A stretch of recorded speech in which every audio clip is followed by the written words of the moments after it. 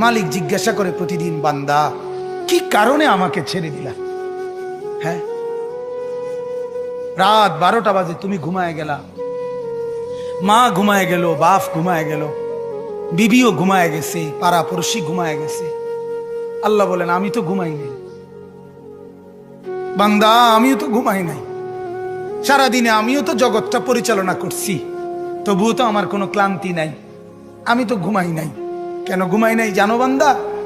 রাতের 2টা বাজে যদি তোমার পেশাব করতে হয়, রাতের 3টা বাজে যদি তোমার দরজা খুলতে হয়, তখন যদি তোমাকে উঠতে হয়, আর আমি যদি ঘুমায় যাই বান্দা, তোমারে চোখ মেলে দিবে কে?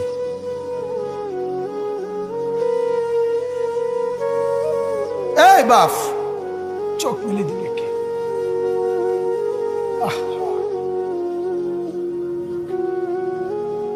আল্লাহ আমাদেরকে মাফ করে।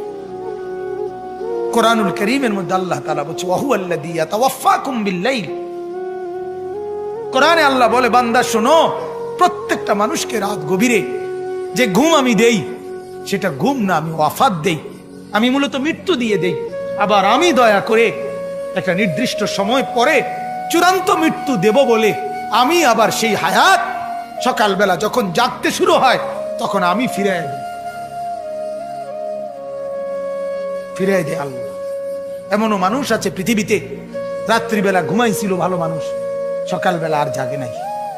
আমার একজন দূরসম্পর্কীয় চাচা আছে, প্রফেসর ছিলেন, ভালো মানুষ ছিলেন, রাত্রিবেলা জলজ্জান্ত মানুষ ঘুমাইছে, সকালবেলা আর দরজা খুলে দেখছে ওই মানুষটা জীবিত ছিল না, মারা গেছে।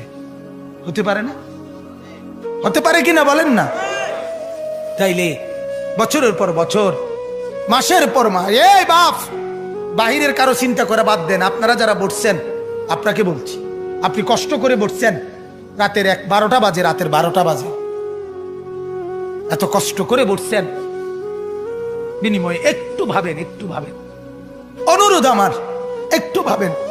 আজ মাঝে মাঝে মন চায় আল্লাহর বান্দা মুসলমানদেরকে বুকে জড়ায় ধরে কাঁদি যে, বাপ কেন এত ভুল করছেন? আল্লাহকে কেন এত নারাজ করছেন? যার বিবি বেপর্দা, আপনি আল্লাহকে কত পরিমাণ নারাজ করাচ্ছেন। যার স্ত্রী, যার মেয়ে বেপর্দা, আপনি আল্লাহকে কি পরিমাণ নারাজ করছেন বলেন?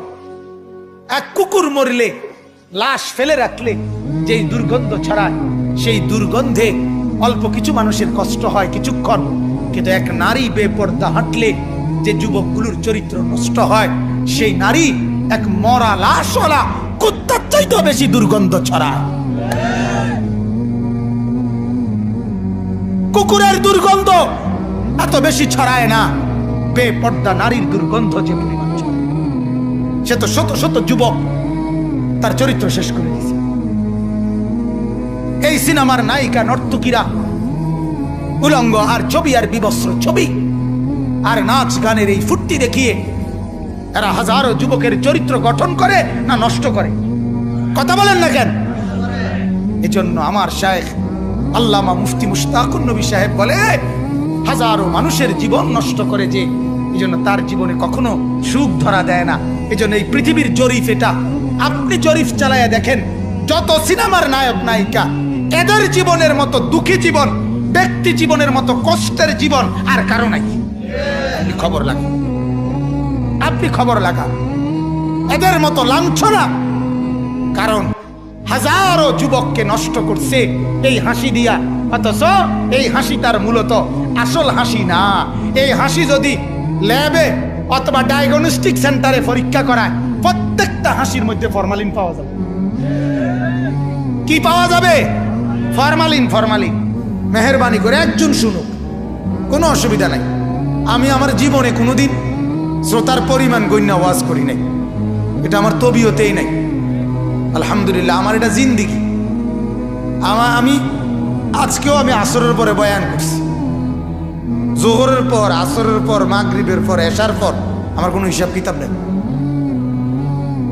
একজন না 10 জন আমার এত করে চিন্তা নেই, আমার বলা দরকার। আমি বুঝি আমার বলতে হবে রাত দিন। আমি বললেও আমার হায়াত শেষ হবে, আমি না বললেও আমার হায়াত শেষ হবে।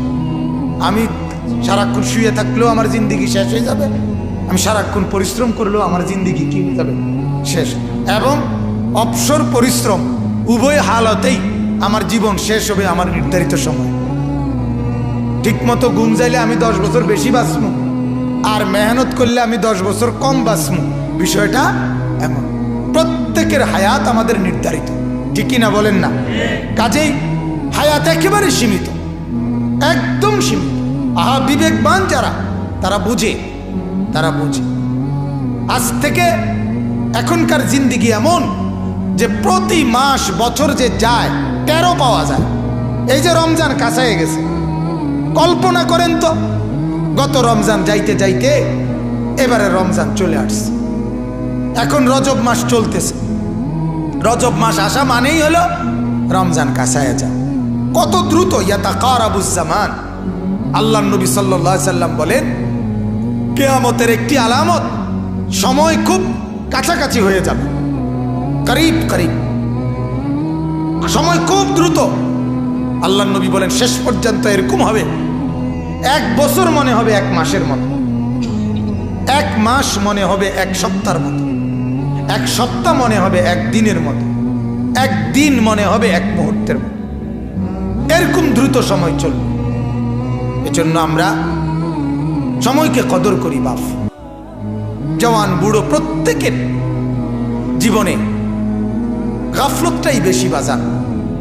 এজন্য সারাদিন চিল্লাই, এক কথাই বলি, ছেলে পেলেদের মধ্যে গাফলত বেশি, গাফলতই বেশি।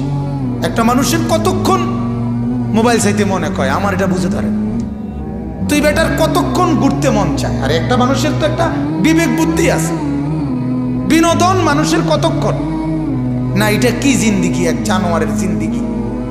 সকাল নাই, রাত নাই, দুপুর নাই, রাতের 12টা নাই, রাতের 2টা নাই, সারা দিন সারা রাত মোবাইলে ছবি দেখে, উলঙ্গ নাচ দেখে, গান দেখে, ফুর্তি করে, তামসা করে, আসে, কান্দে, লাফায়, ফালায়।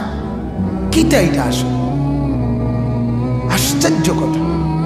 এতটা সময় মানুষ, যুবক, শক্ত সামর্থ্য মানুষ কাম না করে থাকে কেমনে, পরিশ্রম না করে থাকে কেমনে মানুষ? 2 ঘন্টা আমি আমার এখনো 2 ঘন্টা আমার হাতে কোনো কাজ না থাকলে আমার কাছে অস্থির লাগে। যারে কই কি অনেকক্ষণ হয়ে গেছে, কোনো না কোনো দিনই কাজ করি নাই। এটা তো এক ইমানদারের আখিরাতের ফিকির চাকা চাই। হাদিসের মধ্যে আছে, ফজরের নামাজ পড়ার পরে আল্লাহ নবী সাল্লাল্লাহু আলাইহি সাল্লাম মাঝে মাঝে জোহরের নামাজের ওয়াক্ত হতেই, মানে ওয়াক্ত হইলেই নবীজি বলতেন সাথে সাথে, ইয়া বেলাল কুম, ও বেলাল ওঠো না, আরে আজান দাও, আরিহনা বিসসালাহ। অনেকক্ষণ হয়েছে, সেই ফজর, সেই সকাল 6টা বাজে নামাজ পড়ছি, এখন দুপুর 1টা বাজে গেছে, বেলাল লম্বা সময় হয়ে গেছে, মাওলার সেজদা দেই না, অনেকক্ষণ হয়ে গেছে, জলদি আজান দাও, সেজদা দিয়ে কলিজাটা ঠান্ডা করি। হাদিস, আরিহনা বিসসালাহ রাহাত। আল্লাহ নবী বলতেন, বেলাল দিলটা শান্ত করতে চাই, মন বড় বেচাইন লাগতেছে, অনেকক্ষণ হয়ে গেছে, নামাজ পড়ি না। আহা, সারাদিনে একটা সেজদা জোটে না, 1 সপ্তাহে 1 ওয়াক্ত নামাজ পড়ে না, 1 মাসে 1 ওয়াক্ত নামাজ পড়ে না, 1টা বছর কোনোদিন ফজরের নামাজের সেজদা দিতে পারলো না। হায় হা, তার হালাত কি আসলে, কি অবস্থা বলেন না, ভাবেন না, কি জীবন, কেমনে রাত কাটায়, কেমনে দিন কাটায়, কিভাবে জিন্দিগি পার করে। আহারে আহ আহ, এই ঘুরতেছে ফিরতেছে, কার মেয়ের পিছনে ঘুরতেছে, কার মাইয়া দেখতেছে, উলঙ্গ ছবি দেখতেছে, নর্তকী দেখতেছে, কিতা দেখে, কি করে, লাভ কি লোকসান কি, কিচ্ছুর কোনো খবর, কোনো জিন্দিগির কোনো দিক নির্দেশনা, জিন্দিগির কোনো লক্ষ্য টার্গেট কিচ্ছু নয়, কিচ্ছু। এমনিতেই চলছে ফিরছে, খাইতেছে ঘুমাইতেছে, এই হলো হালাত। লাখ লাখ যুবক যুবতীর, ছেলে মেয়ের জীবন যাদের জীবনের কোনো গন্তব্য নাই। যে নৌকায় উঠছে সেটা কোথায় ভিড়বে জানে না, কোথায় ভিড়বে জানে না, জিন্দিগি কোথায় গিয়ে লাগবে। মন চাইলে বিদেশ গেলাম, মন না চাইলে দেশে কাম করলাম, হ্যাঁ একটা না একটা কিছু। আর কিটা বাপ মাই তো চিন্তা করবো, ফাইলে বিদেশ দিব, নইলে বা গ্রামে কাম লইয়া দিব, নইলে বাজারে দোয়ান লইয়া দিব, হেতারাই তো একটা না একটা বুঝ করিয়া দিব। আমার আর কিটা, এটা তো আসলে একটা মানুষের জীবন হইতে পারে না। মানুষ মানে তো তার একটা টার্গেট থাকবে, তার একটা জিন্দেগির গতি থাকবে। আমি তো হাইওয়ান না, আমি জানোয়ার না ভাইয়া, আমি তো পশু না। আমার জীবনের একটা লক্ষ্য উদ্দেশ্য আছে। একটা বাসে উঠার পরে যদি কন্ট্রাক্টর জিজ্ঞাসা করে ভাই তুমি কোথায় নামবা, সে যদি বলে না আপনার মন মতো একখানে নামাই দিয়েন, কথা কয় না, পুরা বাসের প্যাসেঞ্জার তারে পাগল কইতো না, আরে এই ছাগল কীর্তি উঠাইলি, এটা কিতে রে কি একখানে নামাই দিত, এই পাগল কীর্তে গায়ে বলবে কি না বলেন? তো তাইলে একটা ছেলেকে যখন জিজ্ঞাসা করে কি করো, কয় ঘুরি গাড়ি আরি, পাগলে না তুই বেটা, গরজ গারজ কি দাবা, সুস্থ মানুষ আপনি ঘুরে গাড়ে কেমনে বলেন আপনি? কয় ঘুরি গাড়ি আরি, ঘুরে গাড়ে বলে, এই ঘুরে গাড়ে সেই 3টা বাজে বাইরেছে, রাতের 12টা বাজে ঘরে আসছে, কিতা করছে, গুচ্ছি খাচ্ছি, বন্ধুদের লগে আড্ডা দিছি। কিতা আড্ডা, কিতা আড্ডাটা কি, কি আড্ডা কি দিছো, আহা কিছুই জানে না। বন্ধু তুমি আজ যতই আড়াল হও, ছেলেরা যত আড়ালই হোক, বাবারা যত আড়ালই হোক, আজকে হুজুরের সামনে গেলেন না, আজকে মসজিদের সামনে গেলেন না, আজকে দ্বীনের সামনে গেলেন না, আজকে মনে করলেন আপনি মসজিদে না গিয়েও তো জিন্দেগি চলে, হুজুরের কাছে না গিয়েও তো জিন্দেগি চলে, নামাজ ছাড়াও তো ভাত মিলে, আমিও তো বলি মিলে। আরে নামাজ ছাড়া বাদ তো কুত্তারও মেলে, বাদ তো জানোয়ারেরও মেলে, বাদ তো বেঈমানেরও মেলে। এটা তো আশ্চর্যের কিছু না বেটা, ভাত খাবার এটা তো বেঈমানেও খায়। তাহলে আজ যদিও তুমি মনে করো এখানে এদিক দিয়া হেদিক দিয়া, এই পাশ ওই পাশ দিয়া আড়াল হইয়া হইয়া তুমি পার হইয়া গেলা, কারো সামনে পড়লা না, কেউ দেখলো না, কিন্তু অচিরেই আল্লাহ তাআলা বলেন ইয়াউমা তুবলাস সারাইর, শুধুমাত্র তোমার বাহ্যিকৃত কর্ম না, তোমার অন্তরে 24 ঘন্টা যত কথা উঠানামা করছিল, খারাপ চিন্তা, চেতনা, কল্পনা, আবেগ, অনুভূতি, আল্লাহর কসম আল্লাহ কোরআনে বলে সেগুলো হাসরের ময়দানে আমি আল্লাহ আমলনামার মধ্যে লিখিত দেখাবো। ইয়াউমা তুবলাস সারাইর, বুঝেন? এখন তো দিলের কথা কেউ জানে না, আপনার ভিতরে কি ঘুরতেছে আমি জানি, আপনি জানেন আমার দিলে কি ঘুরতেছে। আল্লাহ তাআলা বলে সেগুলো আমি তোমার সামনে দেখাবো। আফালা ইয়ালামু ইদা বু'থিরা মা ফিল কুবুর ওয়া হুসিলা মা ফিস সুদূর, মা ফিস সুদূর, তোমার অন্তরের ভেতরে যেগুলো, এগুলো আমি আল্লাহ তাআলা খুলে দেব। তাইলে আমার কথা হলো এটাই, এই কথা আমরা একেবারে নীরবে ঠান্ডা মাথা একটা সেকেন্ড বিবেককে কাজে লাগাইয়া, এ আপনারাই যারা বসছেন এই কয়জন মানুষ, এই ছেলেরা বাবারা, আমরাই বোঝেন, আমরা যে কথা নিশ্চিত যে আমি যত দিকেই ঘুরি না কেন, যত দিকে যত বুদ্ধি ফন্দি খাটাই না কেন, আল্লাহর সামনে আমাকে সামনে দাঁড়াইতেই হবে, আমাকে কবরে যেতেই হবে, ঠিক কি না বলেন? এটা আমি মানি কিংবা না মানি, স্বীকার করি আর না করি, কবরে আমাকে, কথা বলেন না, যেতেই হবে, কোনো সন্দেহ নেই। যেহেতু কোনো সন্দেহই নাই, যেহেতু কোনো এই ব্যাপারে কোনো সন্দেহ নাই, অতএব আল্লাহর কথা মেনে নেওয়ার মধ্যেই কামিয়াব, কারণ ওনাকে ছাড়া যেহেতু আমার আর কোনো কি নাই উপায়। কুল ইন্নাল মাউতাল্লাযী তাফিররুনা মিনহু ফাইন্নাহু মুলাকীকুম, আল্লাহ তাআলা বলেন ও বান্দা, মৃত্যু থেকে তুমি যেখানেই পলায়ন করো না কেন, মৃত্যু তোমার সাথে মোলাকাত করবেই করবে। তুমি দেখা করতে হবে না, সেই তোমার সাথে দেখা, তুমি মৃত্যুকে ডাকতে হবে না, মরণ তোমাকেই ডেকে নিয়ে আসবে, মরণ নিজেই তোমার সাথে দেখা করবে, সেই তোমাকে কবরে আনবে। তুমি আসতে হবে না। হাদিসের মধ্যে আছে আল্লাহর নবী সাল্লাল্লাহু আলাইহি ওয়াসাল্লাম হাদিসে ইরশাদ করেছেন, প্রত্যেকটা নাফরমানের লাশ যখন খাটের মধ্যে করে কাঁধে তোলে, মানে কবরস্থানে নেওয়ার জন্য যখন লাশ খাটের মধ্যে কাঁধে তুলে নেয়, তখন এই পরিমাণ চিৎকার করে ওই নাফরমান লাশের খাটের মধ্যে।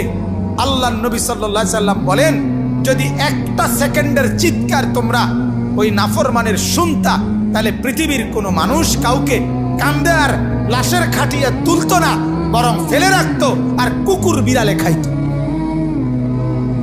এরা শুধু চিৎকার করে নাফরমান বলে, আল্লাহর দোহাই আমার স্বজনরা আমার ওইদিকে নিও না, ওই কবরে আমারে নিও না, নিও না আমারে, ওইখানে নিও না, আমারে নিও না।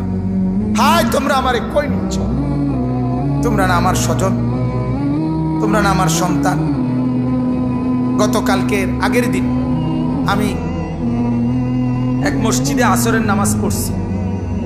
তো মসজিদের পাশে কবরস্থান, এই কবরস্থানে আপনার আমার পরিচিত, আমার মাদ্রাসার সামনে। তো মসজিদের যে অজুর জায়গাটা, কবরস্থানের ওয়ালটা ঘেঁষা অজুর জায়গা। এই কবরস্থানের ভিতরে একটা কবর আপনার, আমি নিজে ওনার জানাজায় ছিলাম। উনি ইটালি প্রবাসী, অনেক সম্পদওয়ালা, অনেক মালওয়ালা ছিল। উনি মারা গেছেন, ওনার দাফন হয়েছে এটার ভিতরে। আহা, আমি দেখলাম অনেকক্ষণ তাকায় রইলাম এই উজু করতে বসে। ওনার এই ট্যাংরা বেড়া দিয়া কবরটার মধ্যে, ওই যে ফাঁক ফাঁকওয়ালা বেড়া বানায় না, এরকম বেড়া দিয়া আপনার কবরটার মধ্যে আছে। আর এই পুরাটা কবরের এই জায়গাটা এই পরিমাণ আগাছা পাতা লতা ফাতা ভরে রয়েছে। এটা দেখা আমার এতটা অনেকক্ষণ তাকায় রইলাম মনটার মধ্যে, হায় মাওলা, এটা সেই লোক, যেই লোকের বাড়িটা এত অত্যাধুনিক টাইলসের, যে বাড়িতে একটা পাতা, একটা ময়লার টুকরা পড়তে দেয় নাই, এই পরিমাণ কর্মচারী সাফ সুতরা করে রাখছে। আর আজকে তার ছেলেরা কোথায়, তার বউ কোথায়? ঈদ গেল, ঈদের পরের দিনের পরে দ্বিতীয় দিন, কোথায় ঈদ? তারা তো ঈদের আনন্দ করতেছে, বিবি বাচ্চা। আর এই লোকের কবরের উপরে এই পরিমাণ লতা পাতায় ঘেরা। হায়, একটাবার তো কেউ দেখতে আসে। 3 সন্তান ওই বেটার, 3 জন ইটালি। এর নাম দুনিয়া। আমার খুব মনে হয়েছে যে হা, এর নাম কি পরিমাণ মেহনত করছিল এই লোক। আজ তোমার কবরের এই হালাল, আজ তোমার কবরের উপরে একটা ট্যাংরা বেড়া, তোমার বিল্ডিং আলিশান ফেলে আসছো যেটা, আজ তোমার কবরের ঝোপঝাড় লতা পাতা গুলো পরিষ্কার করার কেউ নেই। হ্যাঁ, এজন্য এটা বোঝা উচিত, এটা খেয়াল করা উচিত। আল্লাহ তাআলা এর জন্য বলছে, বান্দা তুমি তো আমার থেকে আড়াল হইতে পারবা না, তুমি তো কবর থেকে আড়াল হইতে পারবা না। কেমনে আড়াল হইবে?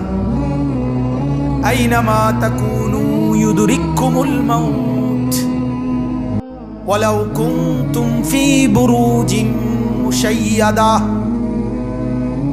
রব্বুল আলামিন বলেন, যদি সুউচ্চ দেওয়াল আর একেবারে নিশ্ছিদ্র, কোনো দরজা নাই, জানালা নাই, ছিদ্র নাই, একটা পিঁপড়া কিংবা মশা ঢুকবারও জায়গা নাই, এমন একটা ছিদ্র নাই, এমন দেওয়াল ঘেরা, এমন উচ্চ, যদি তুমি এর ভিতরেও গিয়ে আশ্রয় নাও, ইউদরিকুমুল মাউত, মৃত্যু তোমার সেখানেই পৌঁছে যাবে। দেখবে একদিন তোমাকে ওইখান থেকেই নিয়ে আসবে। আল্লাহ তাআলাকে বাদ দিয়ে ভাইয়া তুমি ভাবো, জওয়ান ছেলে যারা বলছো, যে কয়জন বাপ, তুমি ভাবো, তুমি ভাবো সারাদিনে কি করছো, সারাদিনে কি করছো, সারাদিনে কত বন্ধুর কত আবদার পূরণ করলাম, অথচ নামাজ পড়তে পারলাম না। কেন ভাইয়া? তুমি মুসলমান না? তুমি মুসলমান না? তুমি মুসলমান পরিচয় দাও কিভাবে? এখানেও তো অনেকে আছে, এই কয়জনের ভিতরও বেনামাজি চেহারা আছে, আমি দেখলেই চিনি। নামাজি মানুষ বহুত দিন ধরে দেখি না, চিনি তো আমি তার